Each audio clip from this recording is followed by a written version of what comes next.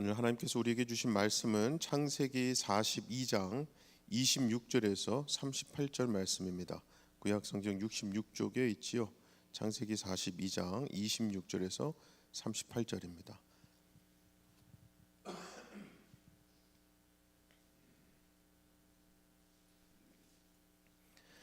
창세기 42장 26절에서 38절까지 교독으로 읽겠습니다. 제가 먼저 26절 읽습니다.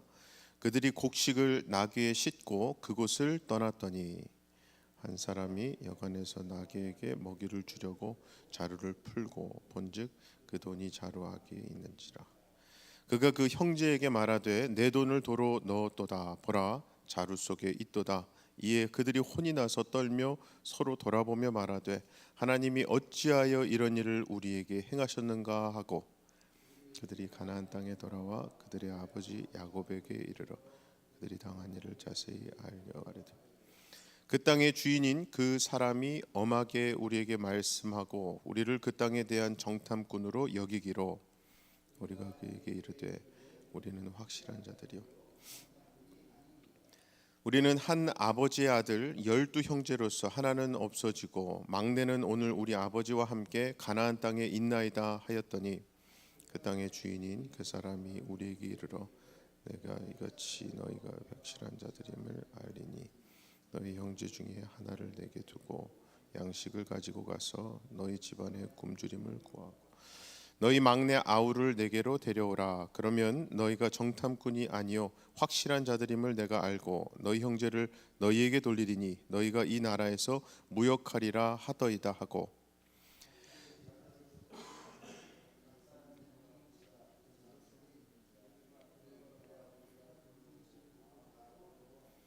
그들의 아버지 야곱이 그들에게 이르되 너희가 나에게 내 자식들을 잃게 하도다. 요셉도 없어지고 시므온도 없어졌거늘 베냐민을 또 빼앗아 가고자 하니 이는 다 나를 해롭게 함이로다.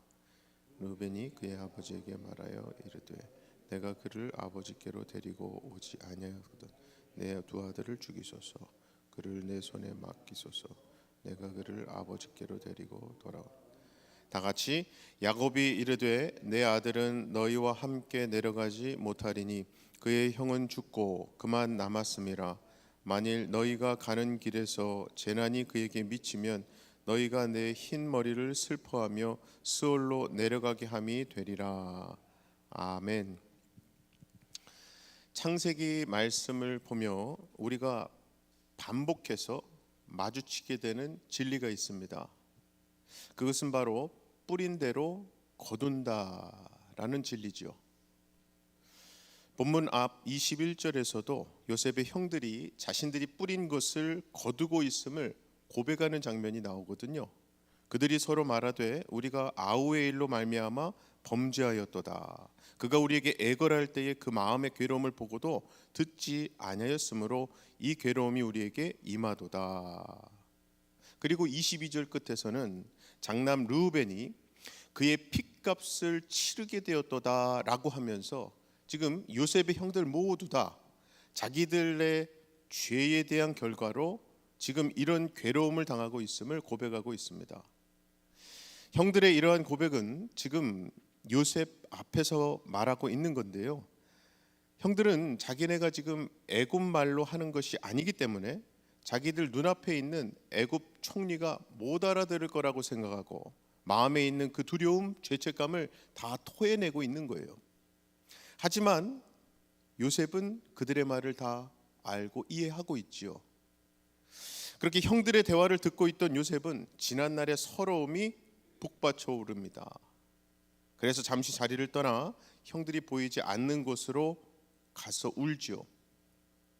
그렇게 한참을 울고 나서 형들에게 돌아온 요셉은 시므온을 끌어내서 결박합니다.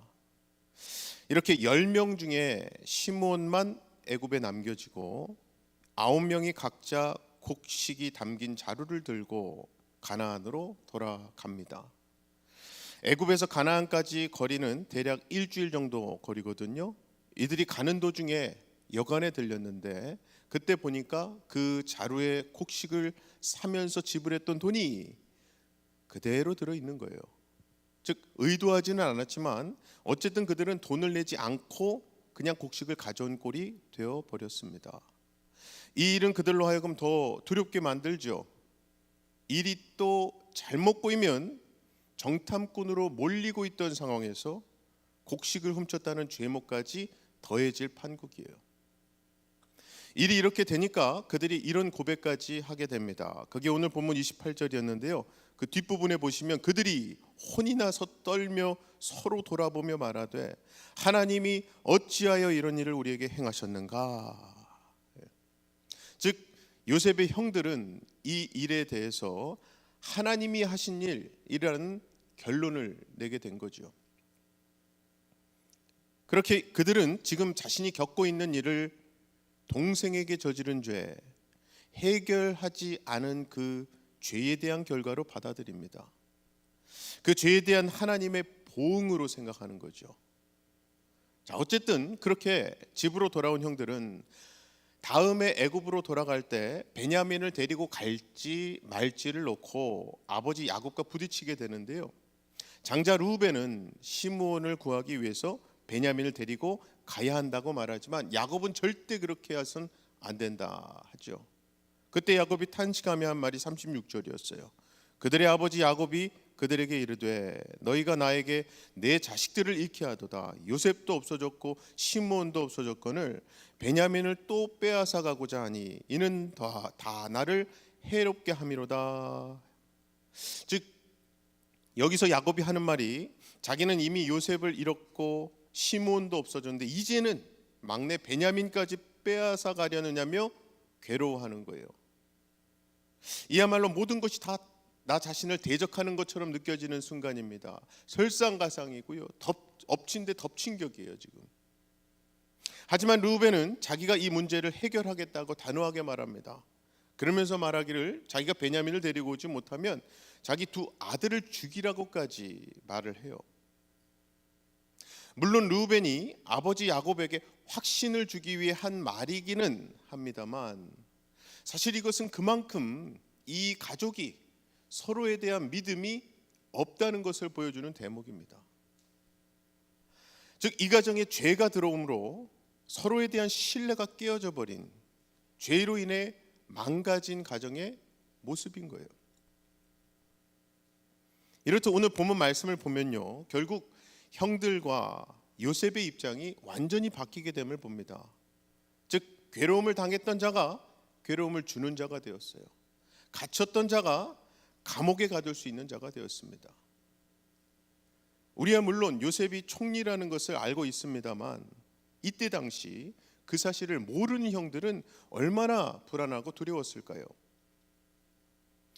그래서 생각하게 됩니다. 요셉이 형들을 이렇게 대해도 괜찮은 걸까? 여러분 어떻게 생각하십니까? 형들이 요셉에게 행한 일들을 생각하면 물론 그럴만하다고 그래도 싸다고 생각하실 수 있겠지만 한편으로는 아무리 그럴지라도 용서하고 받아주는 게 마땅한 일 아닐까요? 자, 그럼 좀 더 분명하게 생각하기 위해서 질문을 하나 더 해보겠습니다. 요셉은 지금 형들에게 복수를 하고 있는 걸까요? 아니에요. 그것은 요셉이 16절에서 형들에게 한 말을 통해서 알 수 있습니다. 그때 요셉이 말하기를 내가 너희의 말을 시험하여 너희 중에 진실이 있는지 보리라 했거든요. 요셉은 여기서 형들이 진실함을 입증할 수 있는 방법을 언급하면서 시험하여라는 말을 사용했어요. 즉 요셉은 지금 형들을 시험하고 있는 겁니다. 특히 형들로 하여금 자신들의 죄를 깨닫고 돌이키게 하기 위함이지요.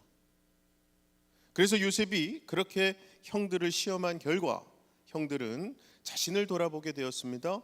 하나님께서 자기들의 죄를 다루고 계심을 인지하게 된 거예요. 자, 그렇다면 만약에 요셉이 이렇게 하지 않고 즉 시험하는 과정 없이 형들을 보자마자 바로 용서하고 받아주었다면 어떻게 되었을까요?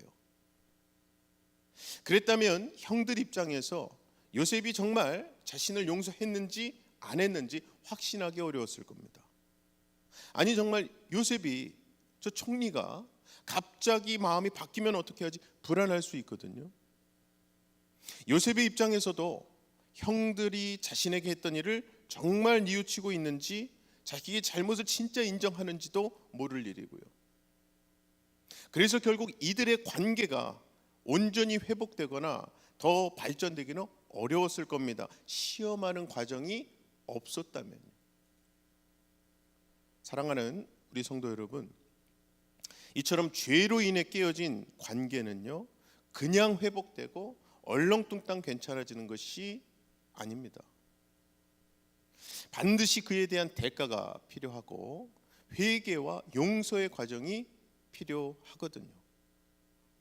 회개와 용서의 과정이 있을 때 그 깨어진 관계가 회복될 수 있기 때문입니다. 이것은 하나님과 우리의 관계에서도 똑같이 이해할 수 있어요. 그래서 예수님께서 그 모든 대가를 십자가에서 치르시기는 했습니다. 하지만 우리가 회개함으로 죄로부터 돌이킬 때 하나님의 용서하심을 온전히 누릴 수 있는 거 아니겠습니까? 자, 그럼 이제 우리에게 이런 질문이 남게 돼요.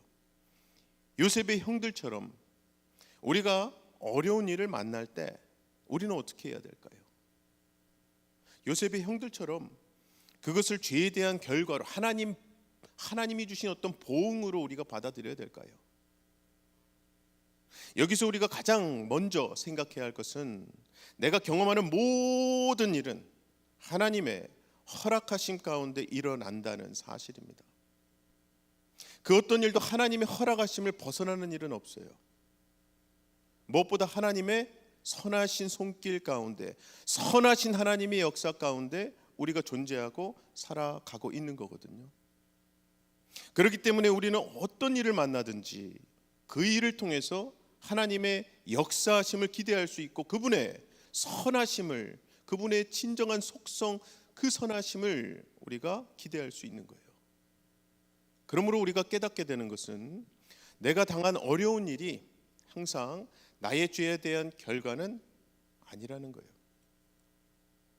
만약에 우리가 죄를 지을 때마다 하나님이 나를 벌하신다면 우리는 한시도 살 수 없을 겁니다.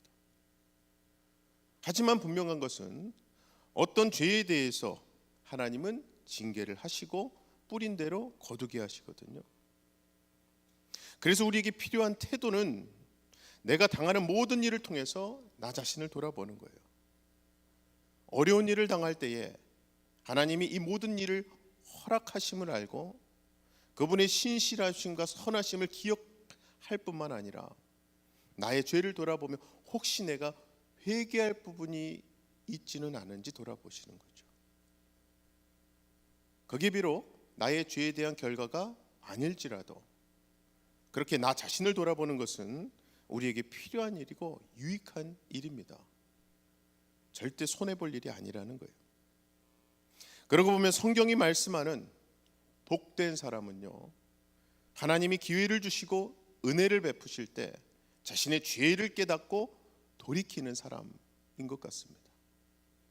그리고 반면에 성경이 말씀하는 저주받은 사람은요, 단순히 죄 짓는 사람이 아니라 죄에서 돌이키지 않고 계속 그 죄 가운데 머무는 사람이에요.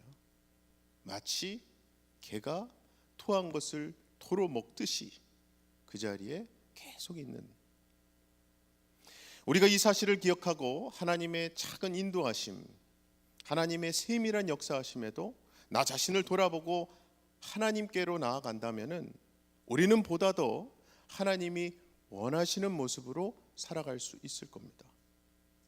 아무쪼록 오늘도 나에게 벌어지는 작은 일들, 반복되는 일상 속에서도 하나님의 역사하심을 생각하시며 민감하게, 영적으로 민감하게 반응하심으로 그렇게 모든 일들을 통해서 나 자신을 점검하시고 더욱더 주님을 닮아가시는 저와 여러분 되시기를 주님의 이름으로 간절히 축원합니다. 이 시간 우리 같이 기도하실 때에 아버지 하나님, 내 삶의 크고 작은 일들 속에서 임마누엘 하시는 하나님의 함께 하심을 깨닫고 기억하게 해주세요. 빛 가운데 거하는 삶이 그거 아니겠습니까? 그래서 오늘도 짓게 되는 크고 작은 죄를 나로 하여금 회개하고 그 죄에서 돌이키게 하심으로 하나님의 복된 자녀의 삶 살아낼 수 있게 해달라고 우리 다 함께 기도하겠습니다. 사랑의 아버지 하나님, 감사합니다. 오늘도 우리에게